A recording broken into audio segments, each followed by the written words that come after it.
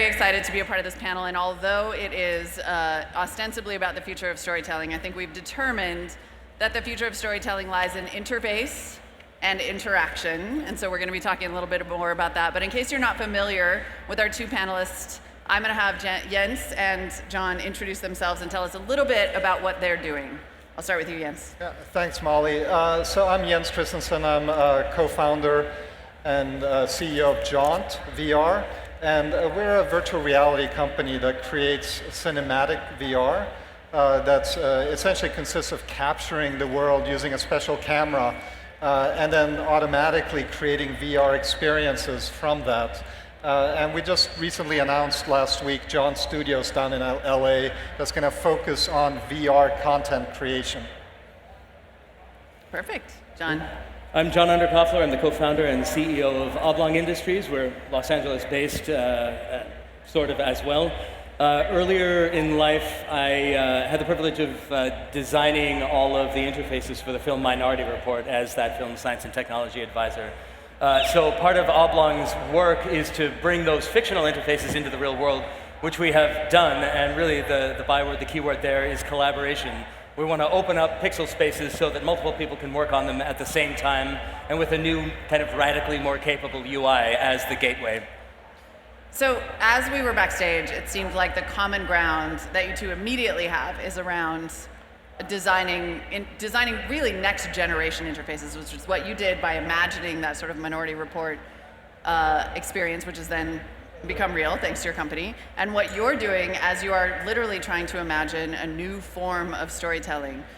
So talk a little bit about, you immediately jumped all over John in the speaker's room and said, I need to talk to you about how my users are going to interact with their environments in virtual reality. Right, I mean, that was the beautiful thing about this Minority Report interface, is it was so natural. There's no learning curve. You can immediately manipulate the various elements in the UI. And I think a very similar thing needs to happen in VR. One of the things that we don't want to do as people are enjoying these cinematic VR experiences is give them complicated controllers that they'll have to learn. We really want whatever interface that they're using in that environment to be completely natural without a learning curve. And that's one of the things that really struck me about the work you did, that it was so intuitive. Yeah, so that's interesting. I guess there's work to be done around design of an interface that would work inside a VR environment. But that begs, I think, what's even a more fundamental question, which is, should the experience itself be interactive, or should it be passive in the way that we understand cinema today? Yeah, I mean, part of me thinks that a little bit of interactivity is okay, but it's also good to provide a passive kind of TV watching or movie watching type of experience in VR. This is as opposed to really video game VR, where you're highly engaged. You probably have controllers in your hand. You might even be moving around the room. You're actively engaged in this VR world, which is fantastic. But at the same time, there's also the opportunity for what we think of as a lighter weight version, which is still very immersive, still 360, still 3D, but essentially without any learning curve, and available to all, young and old. My parents should be able to enjoy this without having to learn complicated controllers. That makes sense. Let me ask you something. So it seems to me, but you're the expert, that VR as a kind of passive entertainment medium today is essentially where cinema was when you had the Lumiere brothers running around and Thomas Edison's poor maligned employees cranking the Black Maria soundstage so it could turn around. We've got trains coming at the camera, basically, right? Is that fair to say? That's totally fair, and in a similar way, at Jaunt, we're building out the entire pipeline. I mean, we've built our own camera, all the software necessary, and in the old days, the studios actually started off building cameras, 100 years ago. That's a good point. That's a good point. So, does everyone here know where Hollywood came from, both the place and the metonym? How could I tell if you said yes or no? So basically, three guys got on a train with a bunch of props and ideas and scripts. Sam Goldfish, who would become Sam Goldwyn, Jesse L. Lasky, who was a producer and a director, named Cecil B. DeMille.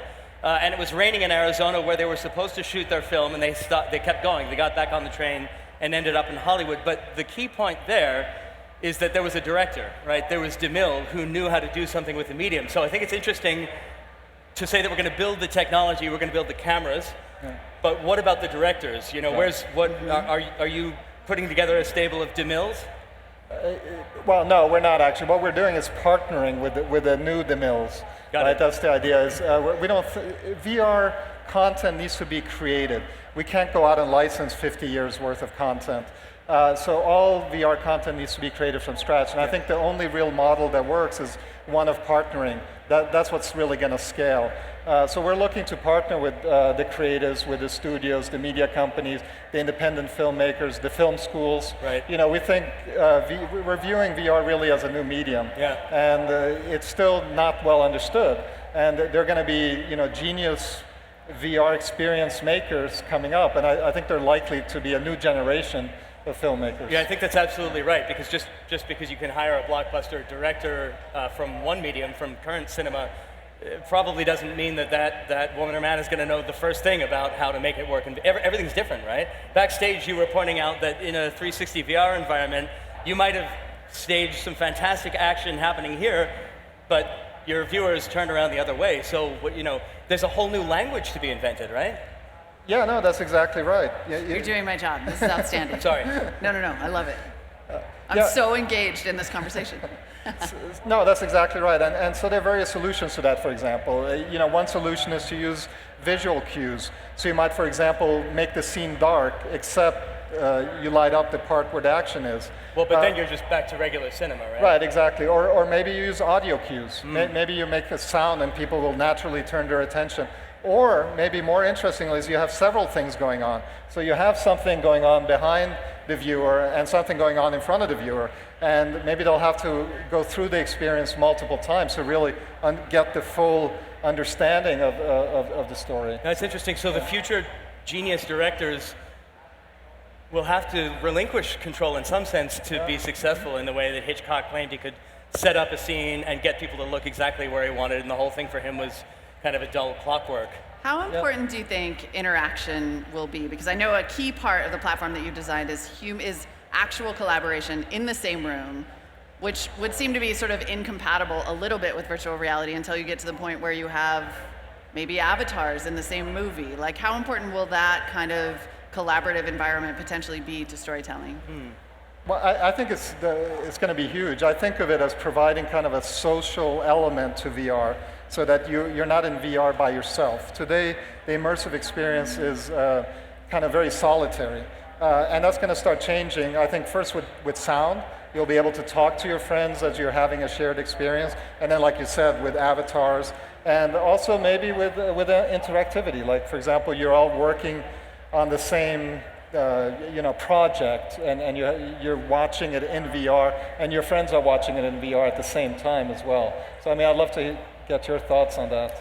Well, I think, as I think about it, I believe you and I are kind of on far ends of the same spectrum, in the sense that the stuff that we work on tries to build consensual experiences because we're all in the same room looking at the same pixels. And there's a lot of pixels to look at, but without having to wonder about it, I know that you and I are all seeing the same thing, because that's kind of the promise, the contract of the physical world and all the evolution and social cues that we all have.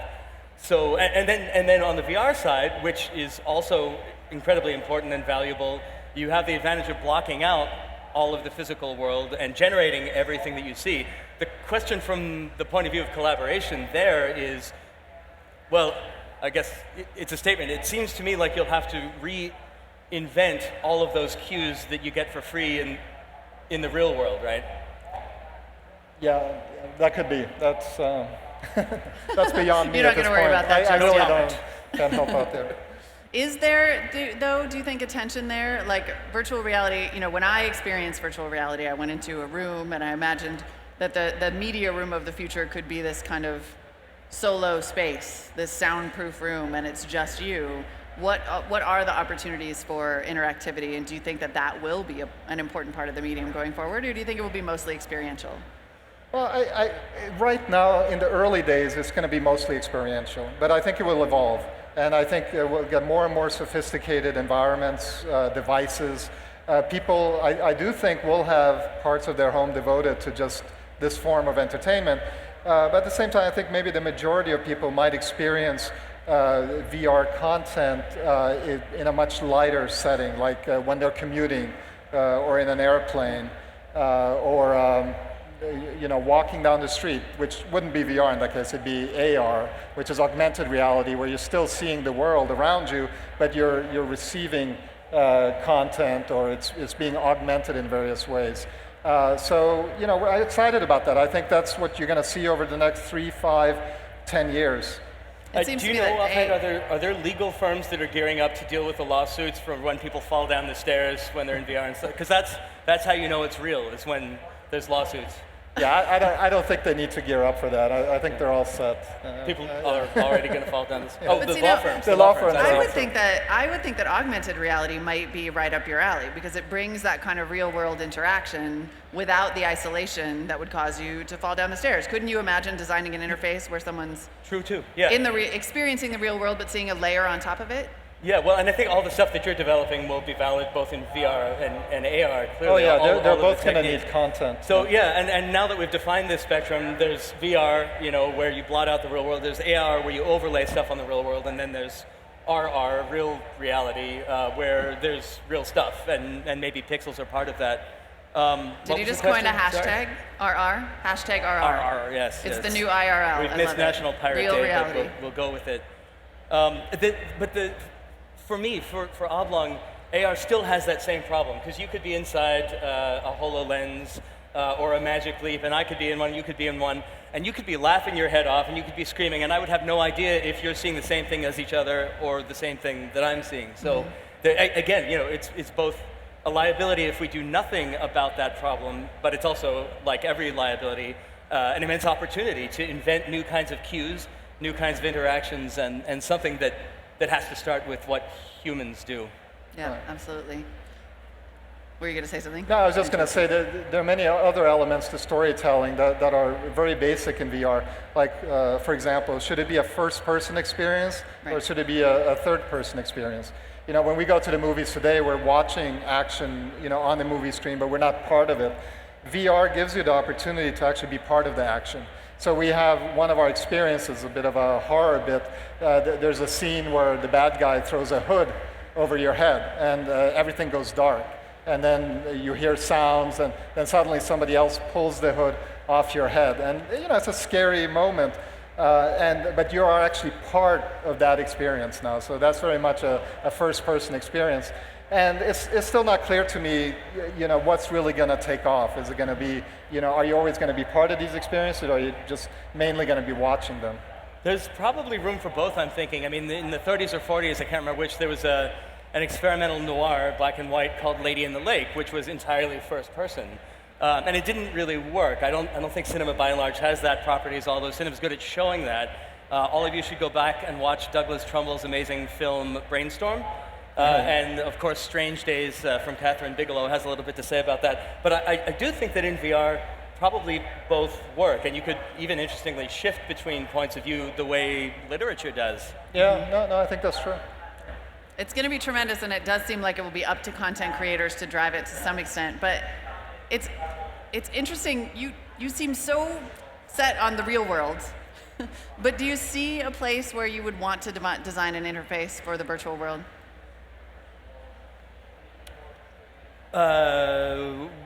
Yeah, absolutely. And well, I mean, more to the point, I think that it's incumbent on us, unless we want to be hopelessly confused for the next century, to design interfaces that are valid across that entire spectrum, that work in all three. That itself is an exciting proposition and opportunity.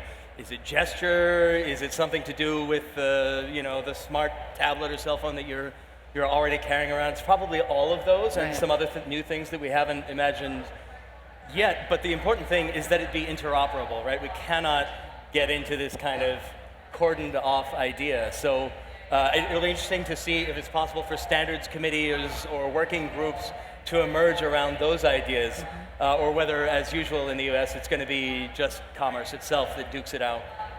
Which seems to be the case so far. But the idea of pixel interoperability is interesting because it seems that it could take the form of any screen.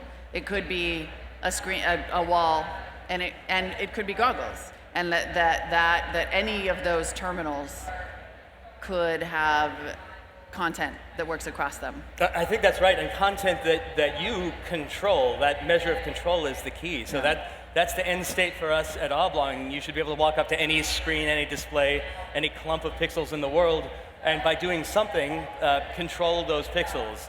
Temporarily use them as a kind of shared resource, and whether you're using gesture or a phone or something like that, you should have access to those pixels. It should be a constitutional right. But now that I'm thinking about it, that same set of properties should probably extend to VR and AR, although kind of by dint of the fact that you're wearing the basket on your head, it's yours already, so you don't have to share it. But you could, to some, it could be shareable in the virtual experience, yeah. So Jens, what are where is VR now? What are the challenges in kind of getting this content created? I think there's been an initial rush. You're obviously starting your own studio to help kickstart. But it seems, is the hardware the limiting factor right now? It seems like Oculus is taking longer than we all thought it might. Well, it's actually, what's happened is really, the whole VR industry is really benefiting from mobile technology. I mean, the lightweight screens we all have in our pockets now, the inertial motion sensors, all of that is going right into VR. And so it's actually growing, in my opinion, faster than we had expected, mainly because of mobile VR, which is things like Google Cardboard, Samsung Gear VR. These make it possible for people with an investment of, say, $10 or $20 to actually experience VR on their smartphones. As a result, that's now our single biggest category of users for us, are people experiencing cinematic VR on smartphones. So I'm very excited about that. And I see that just continuing to grow very quickly. Now, what needs to happen is these devices do need to get more sophisticated. They need to get lighter. Right now, I don't think people are going to want to wear these devices for 2 to 3 hours to, say, watch an NFL football game, for example. That's just too long.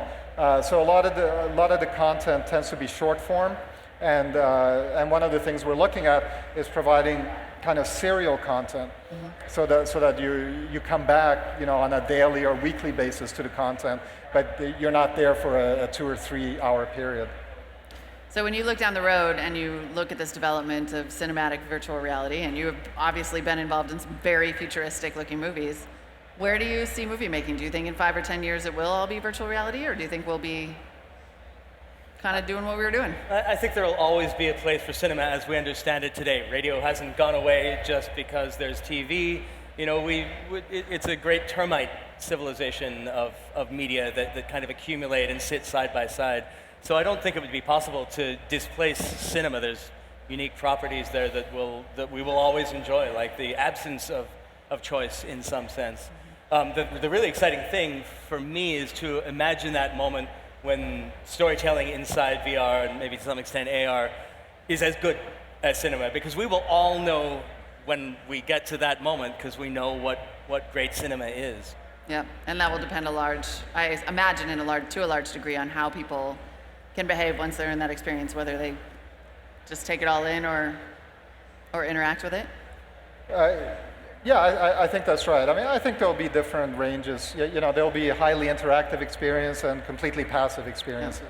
Yeah. Time will tell what becomes most popular. As with every great technology story, it ends with time will tell. All right. Thank you, guys. That was fascinating. I can't wait to see what the future holds. Thanks, everyone.